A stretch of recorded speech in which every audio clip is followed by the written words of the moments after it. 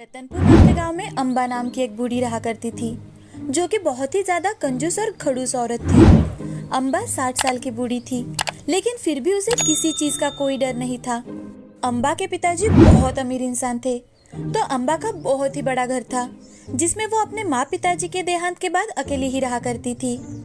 उसने अपने काम करने के लिए एक भी काम वाली नहीं रखी थी और ना ही कोई बॉडीगार्ड। उसने अपना सारा पैसा 7 घड़ों में भरकर अपने घर में छेद कर उसी में रखा था और उस पर एक चटाई बिछा दी थी, ताकि किसी को पता ही ना चले कि उसने अपना सारा पैसा घर में कहाँ पर छुपा रखा है। बूढ़ी जब भी बाहर निकलती तो अपने हाथ में एक बड़ा सा डंडा साथ लेकर ही निकलती थी, ताकि अगर उसे कोई लूटने की कोशिश करे तो वो उसे मार भगा सके। एक दिन बूढ़ी अपना डंडा साथ लेकर बाजार जाती है, तो उसे देख लोग बातें बनाने लगते हैं। तो उन्हें देख बूढ़ी, क्या बातें कर रहे हो तुम सब? मेरे बारे में तो नहीं बोल रहे। याद रखना, अगर मेरे बारे में बोल रहे हो तो किसी को नहीं छोड़ूंगी। बूढ़ी की बातें सुन सभी अपने अपने काम में लग जाते हैं। अब वो एक सब्जी के ठेले पर जाकर, अरे ओ लड़के, ये लौकी कैसे दी? 20 रुपए की एक है दादी। और ये प्याज कैसे दिए? अरे दादी जी, प्याज 10 रुपए किलो है। ये तो सब कुछ महंगा है। लूट चल रही है, लूट। लौकी 10 रुपए की और प्याज 5 रुपए किलो लगा दो। इसके ऊपर 1 रुपया भी नहीं दूंगी, समझे? अरे दादी जी, इतने में तो नहीं आएगा। मुझसे बदतमीजी कर रहे हो? मुझसे जानते नहीं क्या मैं कौन हूँ? अब बूढ़ी अपना डंडा निकालकर उसे पीटने ही वाली थी कि तभी ठेले वाला, अरे अरे दादी जी, ये क्या कर रही हो तुम? अरे ले लो दादी जी, ले लो और जाओ यहाँ से। मैं भी कोई गलत दाम नहीं देती, समझे? हाँ। अब बूढ़ी वहाँ से निकलकर घर जाने ही लगती है कि तभी रास्ते में एक अंधा भिखारी उसके सामने आकर, इस गरीब अंधे की कोई मदद कर दो भाई, अंधे की कोई मदद कर दो भाई, कुछ खाने को दे दो भाई। ए अंधे, हट मेरी नजरों से दूर। धट्टे कट्टे होकर भीख मांगता है। मुझे ऐसे लोग बिल्कुल भी पसंद नहीं है। अरे माँ जी, अगर मैं देख पाता तो जरूर कुछ ना कुछ काम करता, पर मैं देख नहीं पाता तो मैं क्या काम करूँगा, आप ही बताइए। हाँ हाँ, मुझे मत सिखा कि तू क्या कर सकता है और क्या नहीं। निकल मेरे सामने से। ऐसा कहकर बूढ़ी अपने घर चली जाती है। घर जाकर देखती है तो उसके आंगन में पेड़ के नीचे कुछ साधु आकर विश्राम कर रहे थे। तो उन्हें देख, अरे ओ भोंदू कहीं के, क्या कर रहे हो मेरे घर के सामने? जरूर चोरी करने हेतु आए होंगे तुम लोग। चोर कहीं के, निकल जाओ यहाँ से। अकेला छोड़ दो मुझे। और किसकी इजाजत से यहाँ अपना डेरा डाला? चलो निकल जाओ यहाँ से। अब बूढ़ी की बातें सुन साधु अपने शिष्यों के साथ वहाँ से निकल पड़ता है। थोड़ी दूरी पर जाते ही गांव का एक आदमी, महाराज, आप इस गांव में नए नजर आ रहे हो। हमारे गांव में साधुओं के रहने के लिए मंदिर के पास व्यवस्था की गई है। अगर आप चाहो तो वहां रुक सकते हो।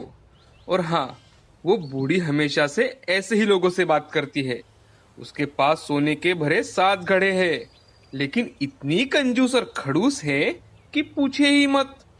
और बातें तो हमेशा दूसरों को दर्द देने वाली ही करती है, तो आप उसकी बातों पर ध्यान मत दीजिए। उस आदमी की बातें सुन साधु कुछ सोच मन ही मन, ठीक है बेटा, हमें मंदिर का रास्ता बता दो। अब हम कुछ दिन इसी गांव में रहेंगे।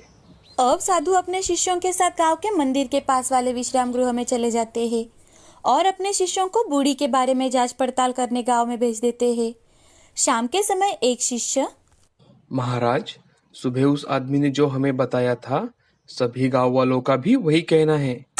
अब रात के समय एक औरत बड़े बड़े घुंघरू पहने, मोती और हीरों से जड़े हार पहने, काला दुपट्टा अपने चेहरे पर ओढ़े और सिर पर सोने के 7 भरे मटके लेकर बूढ़ी के आंगन में नृत्य करने लगी। तो घुंघरुओं की आवाज सुन बूढ़ी डंडा हाथ में लेकर दरवाजा खोलते खोलते, इतनी रात गए, कौन नाच रहा है मेरे घर के सामने? अभी देखती हूँ। जैसे ही बूढ़ी दरवाजा खोलती है तो वो नजारा देख डर जाती है और झट से अपने घर का दरवाजा फिर से बंद कर देती है और खिड़की के पास आकर फिर से देखने लगती है। तो कुछ दिन नृत्य कर वो औरत एक मटका नीचे गिराती है और उस मटके को फोड़ देती है। बूढ़ी रात भर सो नहीं पाती अब वो सुबह होते ही बाहर निकल कर देखती है तो रात को जिस घड़े में उसे सोना दिखाई दे रहा था वहाँ उसे कोयला और राख नजर आ रही थी। अब दूसरे दिन उसके साथ फिर से यही होता है। आज बूढ़ी जोर जोर से चिल्लाती है ताकि कोई उसकी मदद करने आए, लेकिन बूढ़ी के स्वभाव के कारण कोई उसकी मदद करने नहीं आता। आज उस औरत के सिर पर 6 मटके थे। वो थोड़ी देर नृत्य कर एक मटका फोड़ वहाँ से चली जाती है। बूढ़ी को कुछ भी समझ में नहीं आ रहा था। वो बहुत ज्यादा डरी हुई थी। वो दूसरे दिन सुबह सबके पास जा जाकर मदद मांग रही थी, लेकिन हर कोई उससे दूर भाग रहा था कि तभी उसे वो साधु दिखाई देते हैं। तो वो साधु के पास जाकर सारी बात उन्हें बताती है और साधु से, महाराज, मैंने आपको बहुत भला बुरा कहा, लेकिन पिछले 2 दिनों से मेरे घर पर कुछ ऐसी चीजें हो रही है कि मुझे कुछ भी समझ में नहीं आ रहा कि मैं क्या करूं। आप चिंता मत करिए माँ जी, मैं अपनी सिद्धियों से जानने की कोशिश करता हूँ। अब साधु अपनी आंखें बंद कर देता है और कुछ सोच बूढ़ी से, माँ जी, आपके घर में सोने से भरे हुए 7 घड़े हैं ना? अरे, ये बात आपको कैसे पता चली? अब उस नृत्य करने वाली के पास 5 घड़े बाकी है। अब जैसे जैसे दिन बीतेंगे और जब वो अपना आखिरी मटका फोड़ेगी, तुम्हारे घर के सारे मटके वो तोड़कर राख बना देगी और तुम्हें उसके साथ ले जाएगी। तुम अब 5 दिन बाद मरने वाली हो। साधु की ये बातें सुनते ही बूढ़ी और ज्यादा डर जाती है और वो साधु से, महाराज, कुछ तो रास्ता होगा इससे बचने का। मुझे इस तरह से नहीं मरना महाराज, मुझे बचा लीजिए। आप ही मेरी आखिरी उम्मीद हो महाराज। ठीक है, तुम आज से ही सारे अच्छे काम शुरू कर दो, जैसे कि मंदिर में बैठे गरीबों के लिए हर रोज पेट भर खाना खिलाना, जिन्हें जरूरत है उनकी मदद करना, हर किसी से प्यार से बात करना, गांव में लोगों की जरूरत की चीजें लाना। तुम अपने पैसों का सही इस्तेमाल करना शुरू करो। साधु की बातें मानकर अब बूढ़ी साधु जैसे कहे वैसे ही करने लगी, लेकिन कोई भिखारी भी उससे भीख नहीं ले रहे थे, क्योंकि बूढ़ी अगर एक बार खिलाएगी तो उसे बार बार सुनाएगी, यही लोगों को लगता था। आज रात को बूढ़ी के साथ फिर से वही घटता है और एक घड़ा और फूट जाता है। तो बूढ़ी, हे साधु बाबा, मेरे हाथ का बना खाना कोई भी नहीं खाना चाहता और ना ही कोई मेरी मदद लेना चाहता है। क्यों ना आप आपके जरिए ये सब काम करें। अब साधु ने गांव के मंदिर के पास हर रोज गरीबों को खाना और आने जाने वाले राही के लिए खाने की व्यवस्था करवाई। गांव में जो भी चीजें कम थी उनकी पूर्ति करवाई।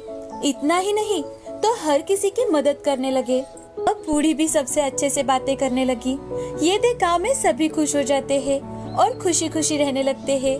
उस दिन के बाद बूढ़ी को फिर कभी भी वो नृत्य करने वाली औरत नहीं दिखाई दी।